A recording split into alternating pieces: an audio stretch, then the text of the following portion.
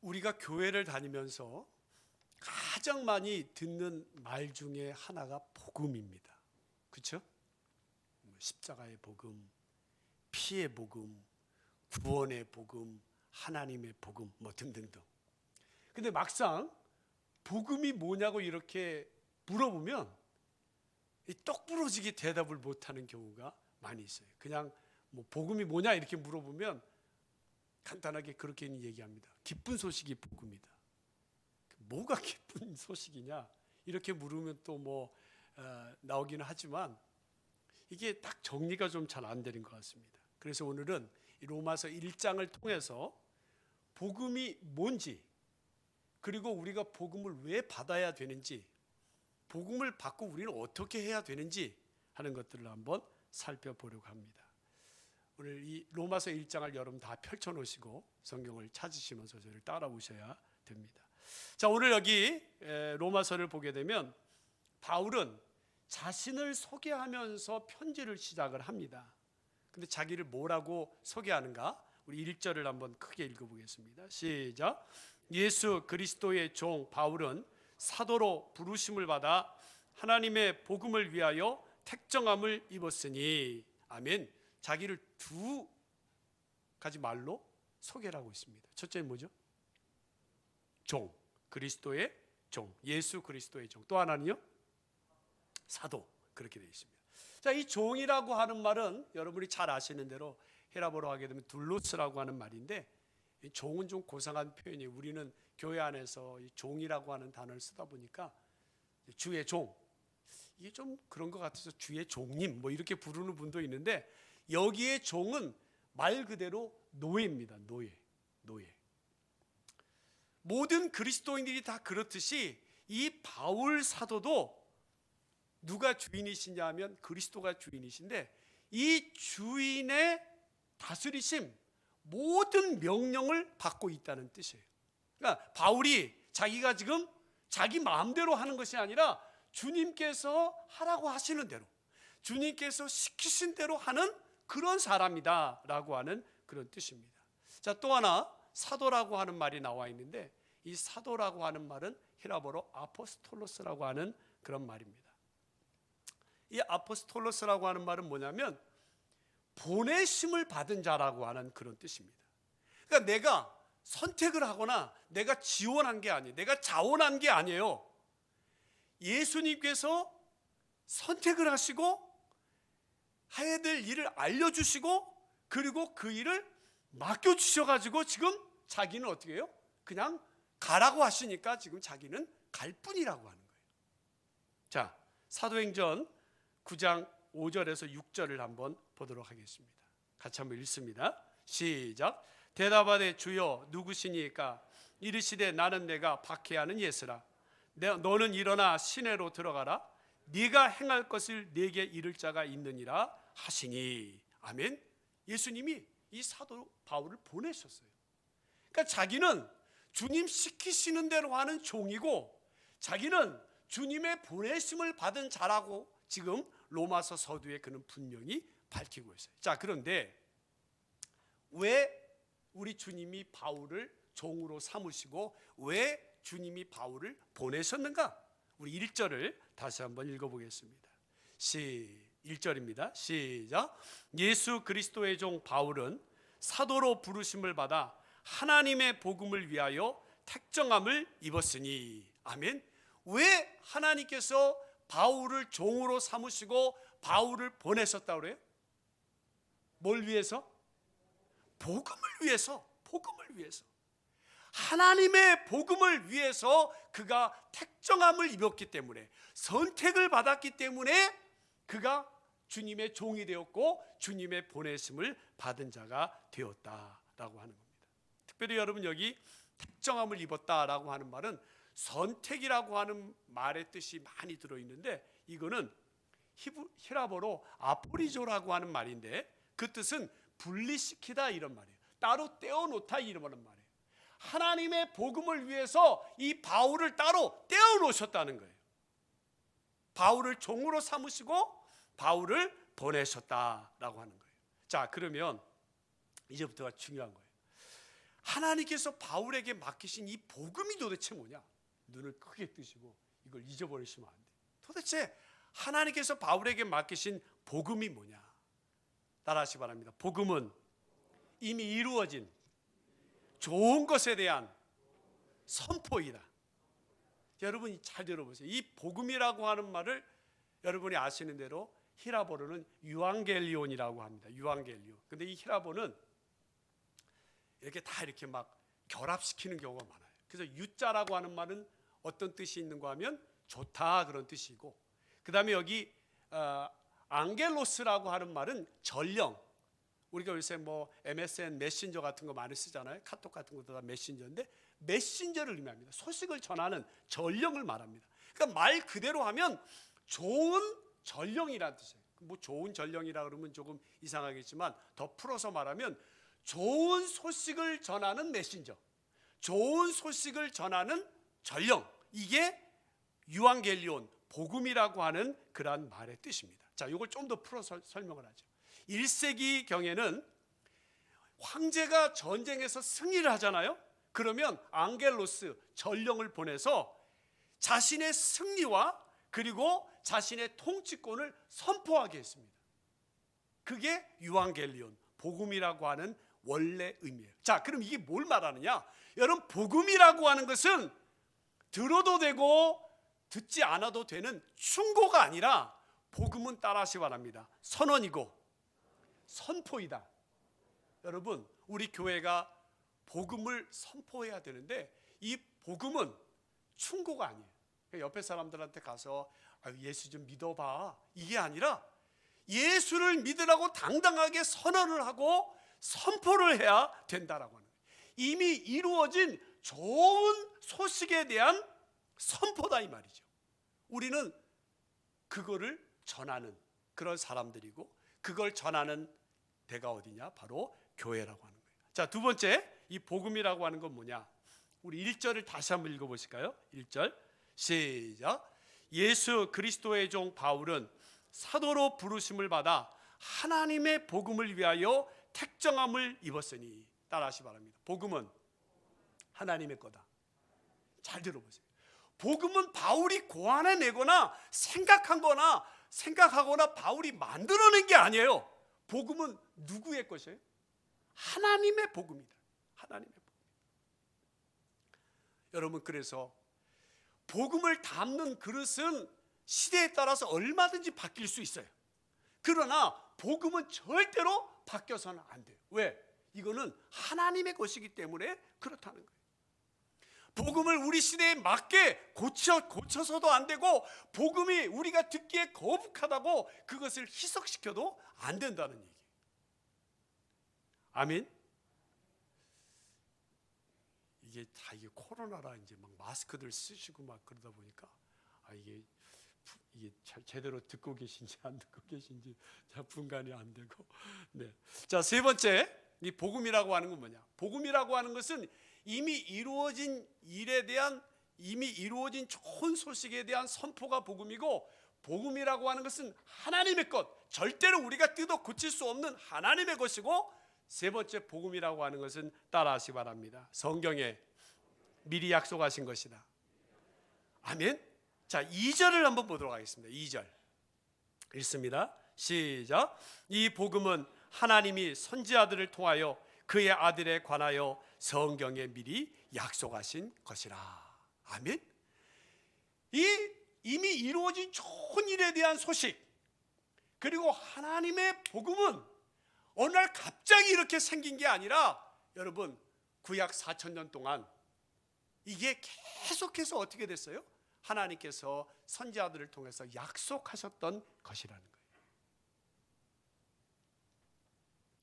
그래서 여러분, 구약은 복음에 대한 약속이면서 구약은 복음에 대한 그림자다. 그래서 구약을 잘 읽어보면 전부 다 한 분, 누구를 가리키는가 하면 예수 그리스도를 가리킵니다. 자, 그러면 이 복음이 뭐냐? 이미 이루어진 일에 대한 좋은 소식에 대한 선포가 복음이고, 하나님의 것이 복음이고, 그리고 구약에서 오랫동안 약속하신 그것이 복음인데, 과연 이 복음의 내용이 뭐냐? 이게 또 중요합니다. 2절을 또 한번 읽어보겠습니다.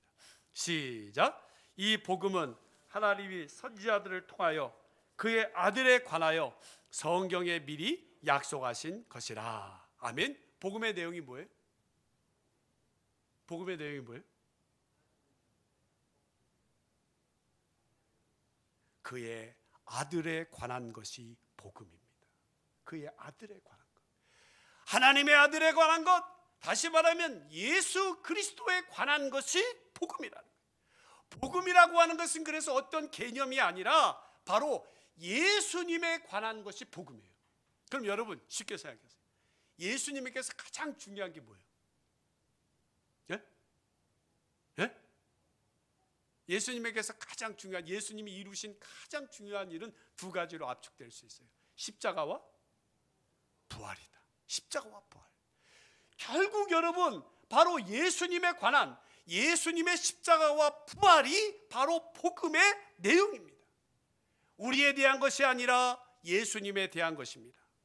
복음은 여러분 근본적으로 우리 인생의 꿈, 어떤 희망에 대한 메시지가 아닙니다. 복음이라고 하는 것은 사람이신 예수님, 하나님의 아들이신 예수님에 관한 선포입니다. 예수 그리스도의 십자가와 부활에 대한 선포입니다.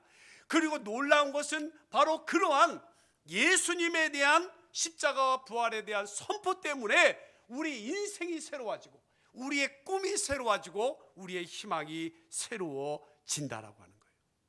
믿어지십니까? 자, 그럼 여러분 이 복음이 바로 예수님에 관한 것인데, 이 땅에 오셔가지고 2000년 전에 십자가에 달려 죽으시고 부활하신 예수님이 도대체 어떤 분이시길래 이 복음이 이미 이루어진 일에 대한 좋은 소식이냐, 선포냐, 이렇게 말하고 있는가? 자, 3절을 한번 보도록 하겠습니다. 3절 읽습니다. 시작.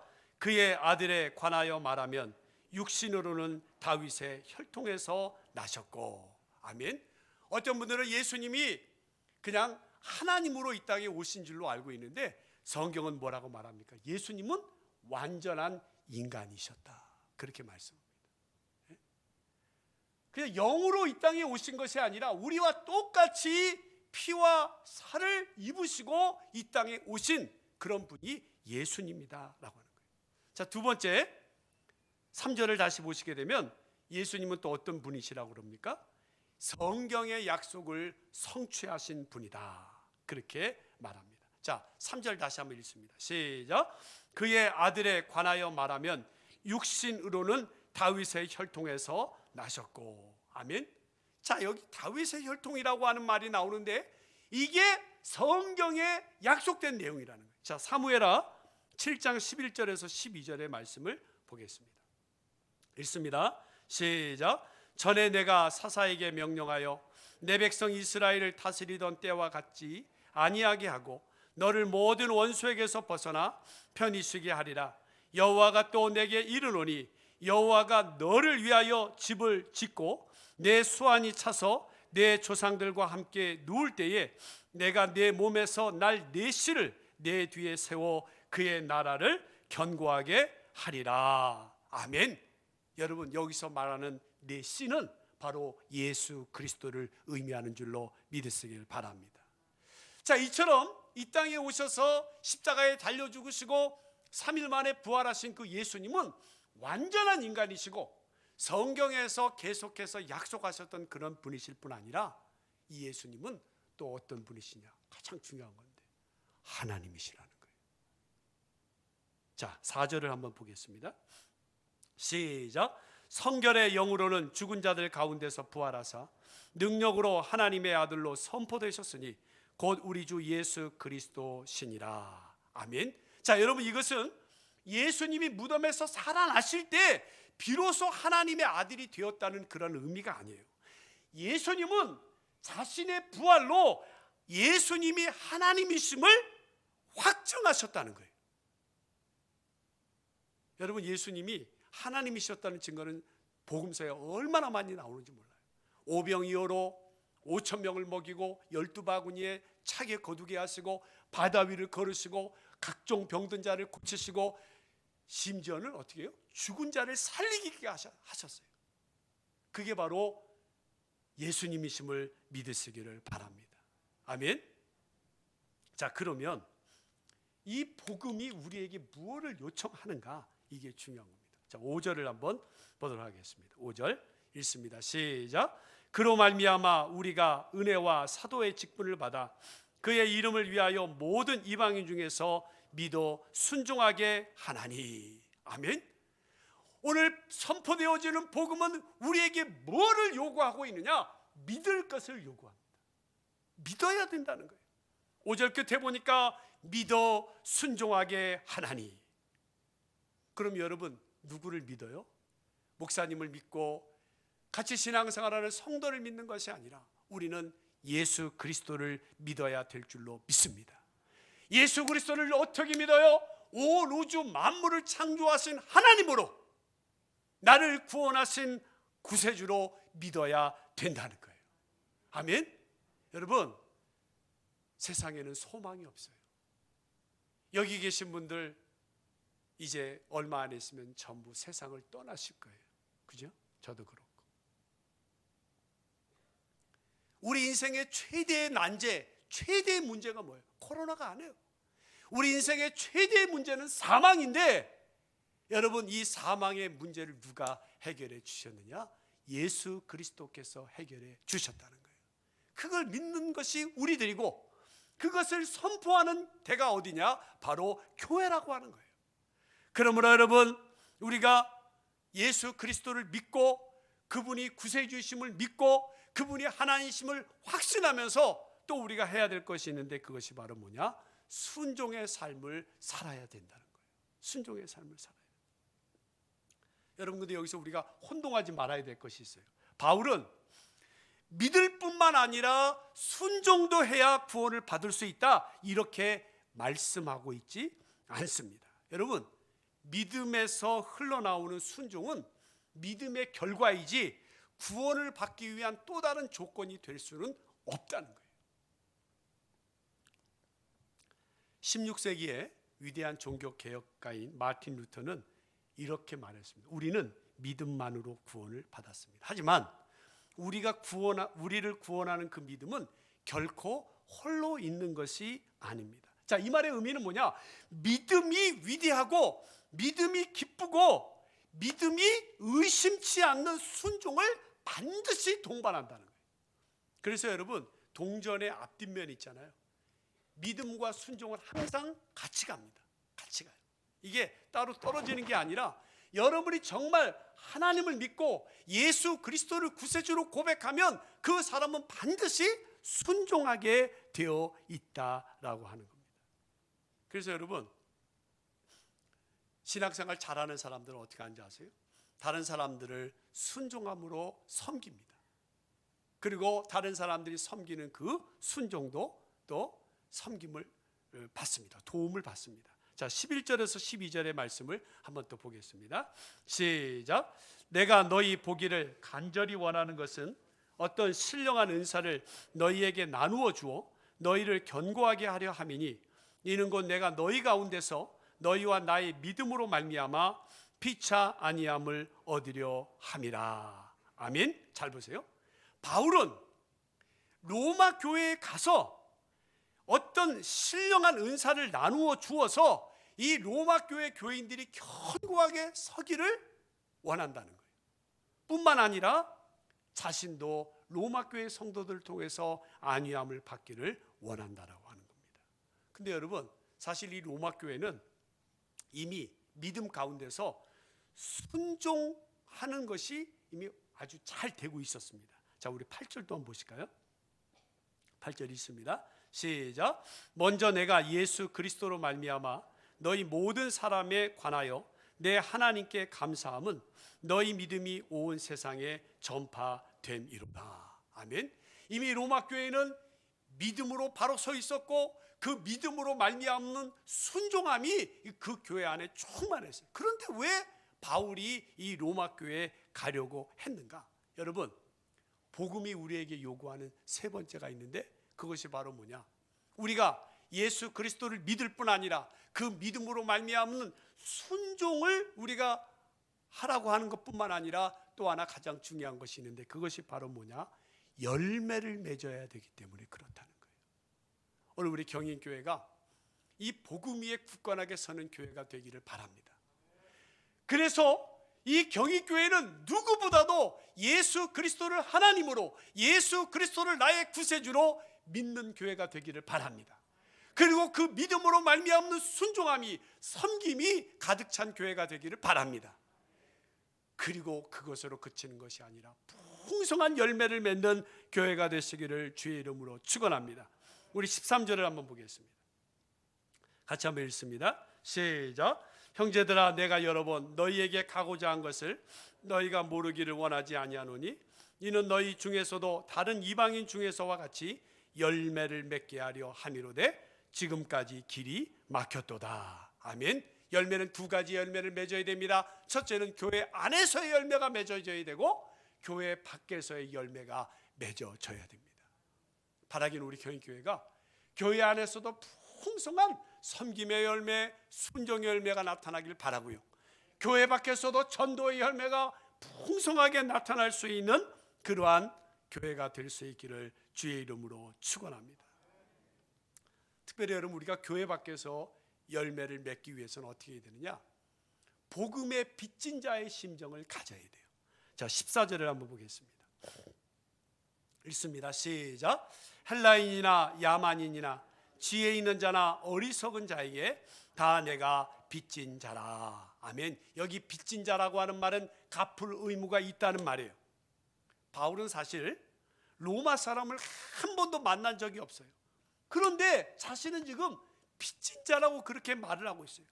여러분, 빚진다라고 하는 개념은 내가 어떤 사람에게 돈을 빌렸을 때 빚지는 거예요. 하지만 누가 나에게 돈을 맡겼다고 했을 때, 내가 빌린 게 아니라 어떤 사람이 나에게 돈을 맡겼어요. 그러면 그것을 그 사람에게 다시 줄 때까지 나는 뭘 하고 있는 거예요? 빚지고 있는 거예요. 빚지고 있는 거예요. 내 돈이 아니니까. 그렇죠? 내가 그 돈을 쓰든 안 쓰든 어떤 사람이 내게 돈을 맡겨줬으면 그 돈을 그 사람에게 다시 돌려줄 때까지 나는 빚을 지고 있다라고 하는 거예요. 자, 여러분, 하나님께서 바울에게 복음을 나눠주셨어요. 그리고 그것을 다른 사람에게 전하라고 말씀하셨어요. 그래서 바울이 지금 자기가 로마 사람을 한 번도 본 적이 없지만 그는 자기가 로마 사람들에게 빚진 자라는 그런 마음을 가졌다라고 하는 겁니다. 오늘 하나님께서 복음을 위해서 바울을 택하시고 그에게 복음을 맡겨 주셨듯이 하나님께서 경인교회를 택하시고 복음을 듣게 하시고 그리고 경인교회를 이곳에 세우셔서 하나님께서 맡기신 복음을 전하기 원하시는 줄로 믿으시기를 바랍니다. 여러분, 이 코로나 시대에도 복음 전파는 절대로 멈춰서는 안 돼요. 여러분, 이 복음은 설득이 아니라 충고가 아니라 선포임을 믿으시고 예수 그리스도를 가는 곳마다 증거하는 분들이 되시기를 주의 이름으로 축원합니다. 자, 그런데 어느 시대나 이 복음을 전하는 일은 부끄러워하기가 쉬워요. 16절 한번 보겠습니다. 시작. 내가 복음을 부끄러워하지 아니하노니 이 복음은 모든 믿는 자에게 구원을 주시는 하나님의 능력이 됨이라. 먼저는 유대인에게요 그리고 헬라인에게로다. 아멘. 여기 부끄럽다라고 하는 말은 뭐냐면 굉장히 거북하게 여긴다는 말이에요. 굉장히 불쾌하게 여긴다는 말이에요. 굉장히 그거를 고통스럽게 여긴다는 거예요. 아마 여러분들에게 오늘 예배 마치고 난 다음에 전도하러 갑시다 그러면 아마 이 중에 반은 굉장히 거북하게 생각할 거예요. 가서 뭐라고 말하나. 어떤 사람들은 굉장히 기분이 좋지 않을 거예요. 여러분, 왜 이 복음이 전하는 사람들에게도 거북하고 불편하며 듣는 사람들에게도 이 복음이 거북하고 불편하냐? 이 복음이 우리 인간의 실체를, 우리 인간의 실존을, 우리가 미처 평소에 보지 못하는 우리 영혼의 진짜 모습을 보여주고 있기 때문에 그래요. 지금 겉으로 볼 때는 다 번듯하고 옷을 착할 입고 아무 걱정 없는 것 같지만 영적으로 볼 때 우리는 어떻게 해요? 하나님 앞에서 완전히 실패하고 하나님 앞에 너무나 큰 죄인이기 때문에 우리는 이 세상을 살다가 죽으면 어떻게 돼요? 다 저 영원한 지옥에 들어갈 수밖에 없다는 거예요. 아니 목사님, 지금이 어떤 시대인데 지옥과 천국을 이야기하십니까? 제가 지난주에도 말씀드렸죠. 우리가 여러분 꿈을 꾸면 또 다른 세계가 있듯이, 지금 메타버스라고 하는 가상 세계가 있듯이, 여러분 현실 세계만 있는 것이 아니라 하나님이 우리를 위해 준비하신 천국이 있음을 믿으시길 바랍니다. 지옥도 있어요. 그렇기 때문에 여러분, 우리가 이곳에 모여서 복음을 듣고, 그리고 우리에게 맡겨진 복음을 나가 증거해야 되는데, 이 복음은 우리를 거부하게 만들고 우리를 불편하게 만들 뿐 아니라 이거를 듣는 사람들의 마음도 거북하게 만들고 불편하게 만들어요. 예수 그리스도의 십자가와 부활을 통해서만 구원받을 수 있다고 그러고, 구원받은 다음에는 예수님과 함께 고난을 받고 섬겨야 한다고 말하고 있기 때문에 거북하고 불편합니다. 그런데요, 오늘 바울은 그 복음을 부끄러워하지 않았다 그래요. 처음부터 그런 건 아니에요. 처음에 이 바울은 복음을 부끄러워했고 복음을 적폐라고 생각을 했어요. 그래가지고 예수 믿는 사람들 전부 다 잡아다가 옥에다 가두고 고문하고 심지어 죽이기까지 했던 사람이 이 바울입니다. 그런데 그는 뭐를 체험했습니까? 하나님의 능력을 체험한 줄로 믿으시길 바랍니다. 오늘 우리 경인교회가 하나님의 능력을 체험해서 복음이 하나님의 능력임을 깨닫는 역사가 있기를 주의 이름으로 축원합니다. 우리 16절을 다시 한번 읽어보겠습니다. 시작. 내가 복음을 부끄러워하지 아니하노니 이 복음은 모든 믿는 자에게 구원을 주시는 하나님의 능력이 됨이라. 먼저는 유대인에게요 그리고 헬라인에게로다. 아멘. 여러분, 우리가 복음을 전할 때 그 복음이 우리에게 능력이 생기게 하거나 우리에게 능력을 가지도록 하지 않아요. 복음은 그 자체로 하나님의 능력이라고 하는 거예요. 어떤 능력이에요? 구원을 주시는 하나님의 능력. 복음 선포가 구원을 주시는 하나님의 능력이라는 거예요. 여러분 착각하지 마세요. 내가 말을 잘해서 성경 지식이 많아서 복음을 전해 그 사람이 구원받는 게 아니에요. 복음을 전하기만 하면 하나님의 능력이 나타나 거기에 구원의 역사가 일어나게 되는 줄로 믿으시기를 바랍니다. 근데 여러분, 이 복음이라고 하는 것이 우리를 구원할 뿐 아니라 복음을 우리가 받게 되면 우리의 삶이 새롭게 되어집니다. 변화되어집니다. 왜 그런지 아세요? 거기에는 하나님의 의가 나타나기 때문입니다. 17절을 한번 같이 읽어보겠습니다. 시작.